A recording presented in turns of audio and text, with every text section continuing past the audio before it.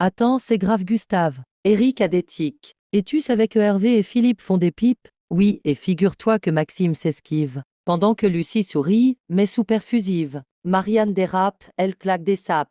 Cédric panique quand il compte ses briques. Tandis que Zoé zoome sur des zooms ironiques. Et que dire de Pascal qui mâche du métal? Pendant qu'Aurélie récite des poèmes bancals, Bruno fait des couilles, mais sans les égoutter. Sophie philosophe sur des fruits avariés. Jonathan tambourine sur des vitrines vides. Pendant que Nadine décore des tartines fétides.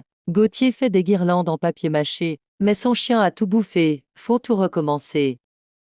Et puis il y a Béa qui crie sous la pluie, car son parapluie s'est plié sous l'ennui. Louis jongle avec des pigeons stressés. Pendant ce temps, Ludo boit du sirop d'érable, dans une baignoire pleine de sable. Cyril fait des claquettes sur un tapis roulant, pendant qu'Isabelle élève des poissons volants. Corentin murmure à des plantes en plastique, et Justine construit des igloos électriques. Michel fait du stop en roller dégonflé, tandis que Chloé note des blagues éclatées. Pendant ce temps, Hugo court après l'écho, et Sonia prépare des tartes au bedeau.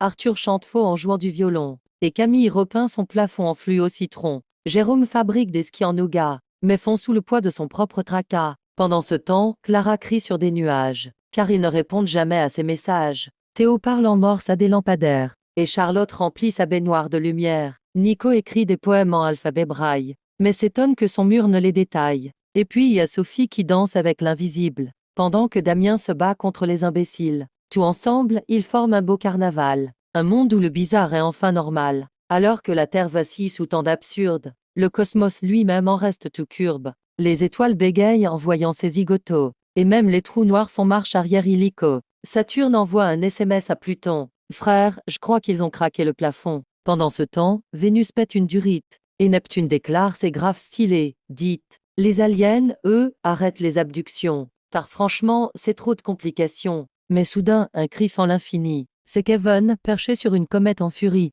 Il brandit une cuillère et hurle. Les gars, j'ai trouvé le sens des la veille. Silence total, galaxie suspendue. Puis la lune souffle, vas-y, 10, on est tendu. Kevin sourit, pose sa cuillère divine. Et lâche enfin, c'est simple, c'est le bordel, mes frangins. Un tonnerre d'applaudissements secoue l'univers. Même Dieu fait un dab, conquis par l'affaire. Et depuis ce jour, dans le grand infini, chaque étoile brille, en pensant au gratiné béni.